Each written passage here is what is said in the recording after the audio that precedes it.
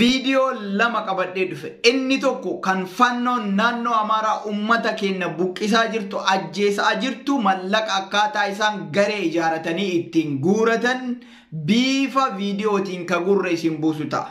Especially videoon amma isin dhageettan kun dhaga'uuf deemtan kun ijoollee Oromoo Dubaay hedduu isin barbaachisa. Sababni isaa gareen kun ka hundeeffame biyya Dubaay keessatti hundeeffamanii bifa diasporaatiin warra Ameerikaa keessa jira, warra Awurooppaa keessa jira, irra caalaan isaanii shamarran Arabaa fannoo yookaan Amaaraa tan biyya Arabaa especially warra Dubaay jiraatu keessa waan ta'eef sagalee kana dhageettanii hundi keessanii like gootanii ammas furmaata barbaadu ni dandeetta waan ta'eef video bilbilaan amma isinii maxxansu kana qabattanii imbaasii Itoophiyaatti riipoortii godhuu dandeettan ofiillee tarkaanfii biraa fudhachuu dandeetta waan ta'eef tarkaanfii seeraa kamuu fudhachuu waan dandeettaniif video kana sirriitti dhageeffadhaati sana booda waan isaan jedhan gurruma keessaniin ka dhageettan ta'a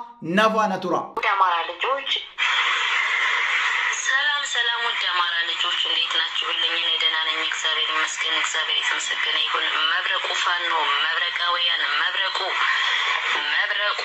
ለወገን ትጥቅ ለጠላት መብረቅ ብያችኋለሁና ዛሬ ወደ እናንተ አንዳጭር የማስተላልፈው መልእክት አለኝ። እሱ ምንድነው? ሁላችሁም ብር አዘጋጁ። በኢትዮጵያ 10 ሺህ ብር ለፋኖች ማስገባት መቻል አለብን ማለት ነው። ስለዚህ የሚለብሱት የላቸውም፣ የሚመገቡት የሚጠጡት የላቸውም ማለት ነው።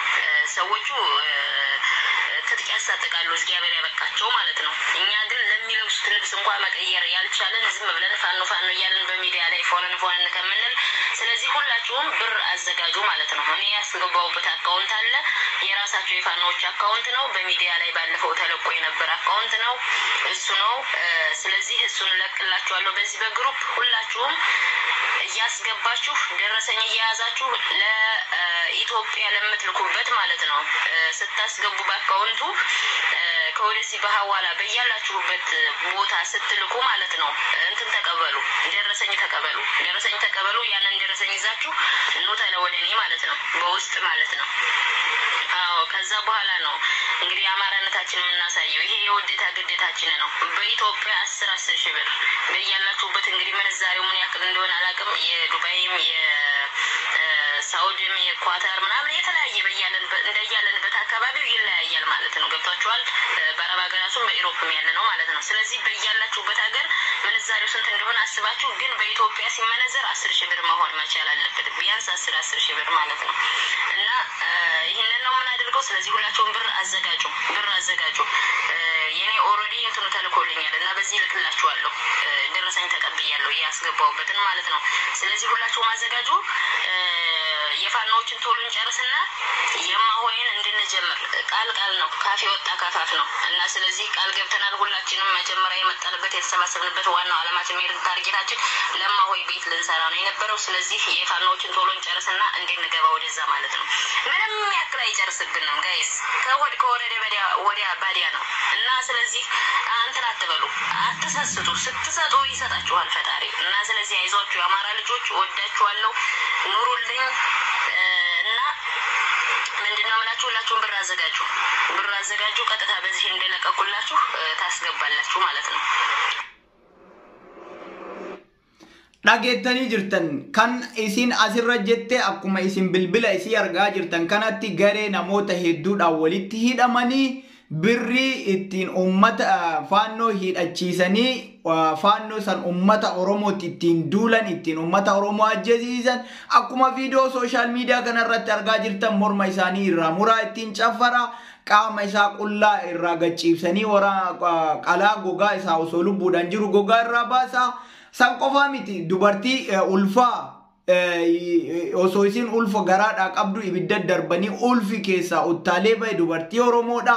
Akka kana nu godhaniif isaan wali gurmaayanii mallaqa guuratanii ummata Oromoo akka fixaniif hidhachiisuudhaaf qophii jiran. Viidiyoo kanarraa dhageettanii jirtan. Please yaa ummata keenya, especially warra Dubaay jirtan viidiyoo kana like godhaati. Namoota aktiivistoota warra ijoollee Dubaay jiran akkasumas gara imbaasiitti akka email gootanii takki imbaasii qaamaan dhayxanii beeksiftanii fi lakkoofsota hedduudha kaasirraa argitaa jirtan kun akka hordoffii gootan waan oromummaa waan isinii dhagame akka baatan dhaamsa kiyya garanumaan isinii dabarsa.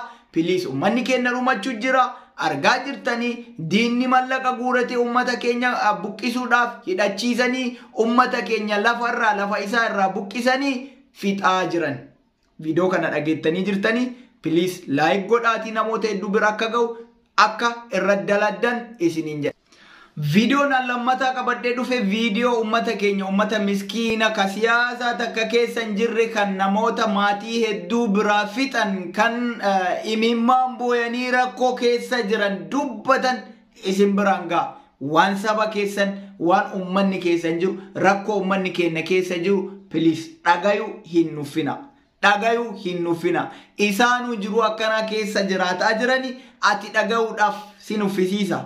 Mee waliin dhageenyu rakkoo ummata keenya waan fannoon amaaraa irraan geette waan naannoo nama biraan deemne naannoo ofii keessattaan mee dhageenyu waan imimmaan nama qabachisiisu imimmaan qabachuu hin dandeenye namni intervii godhuudhaaf bakka sanitti dhaqe rakkoo isaanii san argeeti imimmaan buusee booye akka isaan itti miidhaman akka isaan rakkatan waan argeef ati dhageeffachuun si dabbara mee haalaallu walumaan.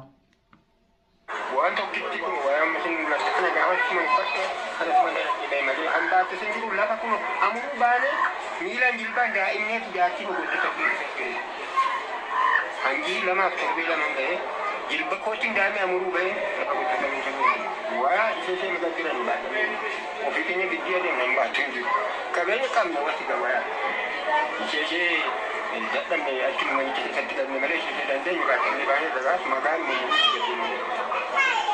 mana kana taanee as galle malee siriin keenya waaqa nu laatetu nyaanni nuti kanadanii kuulalfannu utuu eegoon dhageenye irra jennee waaqayyo masakkanuu kun eegalamu waaqayyo aanaa kan ijaarte akka ta'e immoo naannawa abbaa teenya wanta gati hojii gati daandii marii gati akkasitti daandii nama tokkoon nama kudha lama nu gatan nama kudha lama garama tokkotti waggaa lamaa fi baatii saddeetiin meeqa biyyarraa yaadu. Kalootii kan yemmuu gaara mul'ataati. Kan argee ba'a. Akkasitti waggaa amma barnaa wajjin. Waggaa lamaa fi ji'a saddeeti. Waan keetii amma waggaa damsichi oolu. Loon kudha jaanirraa fudhate jiru. Loon sun kijjimaa feereet. Duuba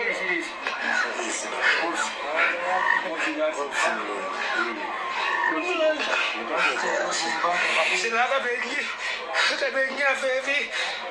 kabenya fefi jolle la kabenya fe abba manallen tu kabenya fefi jollen sun sedin gutut abba manarf jolle ne naf wan ke jiru wan ka ni robbi to kuji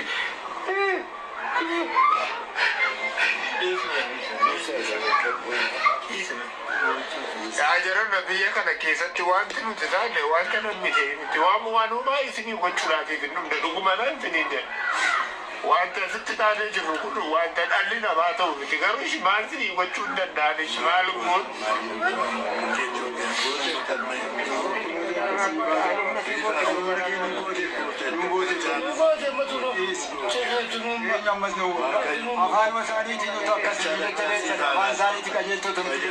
Avanzani di betul universiti kenya rabukan. Ani kuntara digdamija. Ani nani isebe. Wayang kon jolle ko toko sambai kulla kulitti kombai.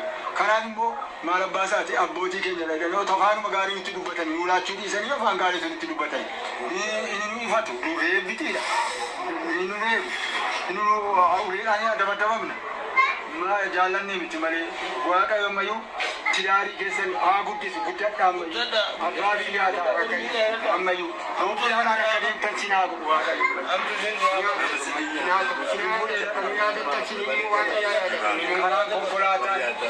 warki zini ba da left karaan warqii isin ifaatu. Jaalala barri galee na booddee na boos sibeetti barri galee ani waa'ee bara galee na dhabeeffatu. Isin dubbatii isa tuni goota.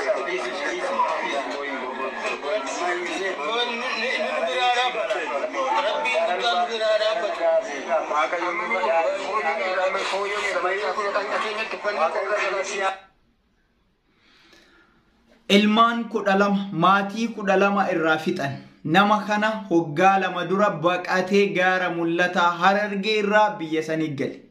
Jaarsota akkanaa kanatu shan emoo jaarsota miskiina jireenya ofii jiraatan ka hiyyummaan butuchite diinni namaan badanne kun itti dhufee yoo buqqisee akkanatti ajjeesu kana caalaa duutii Oromoodhaa hin jirti. Barri akkana ta'ame bara mootummaa Oromoo ka isin jettan ka kiiloo 4 jiru yaa jarana ummanni akkana jireenyu bututee ufiitiifuu bututaa ta'an kana ka jireenyi akkanatti isaan baqachiiftee biyya biraati biyya Oromiyaa keessaa waggaa lama dura achi galan ummata kanatu shaneedha. Ummata kana ajjeesuu miti dhayuuf afaan waa jedhuun ilma namaa yoo kasammuu ilma namaatii yaaddu ta'e akka ilma namaatti ka yaaddu ta'e yoo gogaa naqaama namaa uffatte gogaa namaa uffatte ta'e namoota kana waa jechuun hin bareeda.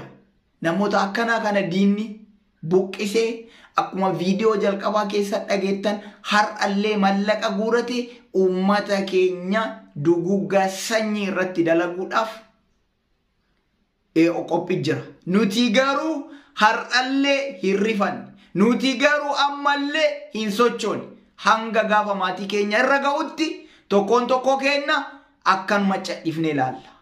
Saba keenyaaf sagalee ta'uun dirqama duutii kana caalaan jiru. Ummanni kun siyaasaa beeka. Shanee maqama jedhamu sanuu ni beeka. Shaneen maalii biltsiginnaan maalii ummata beeku yaa jara keenya. Ummata akkanaa kana yoo buqqisan akkam namatti hin dhagamu. Kana caalaa duutii irraa akiraan jirti biyyattii irra si dhufanii biyyatti dhalatte irratti akkana si godhan kana caalaa duutii hin jira. Ummanni kun warra argaa jirta warra Harargee irraa buqqa'e. Ummanni kun warra Salaaleeti. Ummata miskiina waan beenne kana waan takka quban qabne kana akkana diinni akkana godhu duutii kana caalaa hin jirtu an jecha kana oliin qabu dubbadheellee fixuu hin danda'u. So dubbadhe